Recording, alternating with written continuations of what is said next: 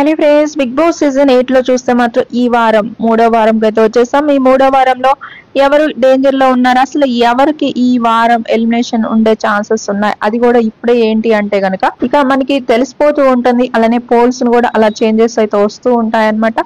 అలానే దాన్ని బట్టి మనమైతే చూద్దాం. అలానే అఫీషియల్ గా అయితే ఈ రోజు నైట్ అయితే ఓటింగ్ స్టార్ట్ అవబోతుంది. ఆ ఓటింగ్ అయితే చేసేయండి. ఆ ఓటింగ్ చేసేసిన తర్వాత మీ ఒపీనియన్ ఏంటో కూడా కామెంట్ అయితే చేయండి. అలానే ఇప్పుడు మనం ఓటింగ్ చూద్దాం. ఫస్ట్ గా చూస్తే మాత్రం ఈ ప్లేస్ లో విష్ణుప్రియ ఉంది, టాప్ లోనే ఉంది, 28% ఓటింగ్ వస్తుంది. ఆ నెక్స్ట్ చూస్తే మణికంఠ ఉన్నాడు, 21% ఓటింగ్ వస్తుంది. ఈ రోజు నామినేషన్ లో ఎవరు కరెక్ట్ అనిపించారు అనేది కామెంట్ చేయండి.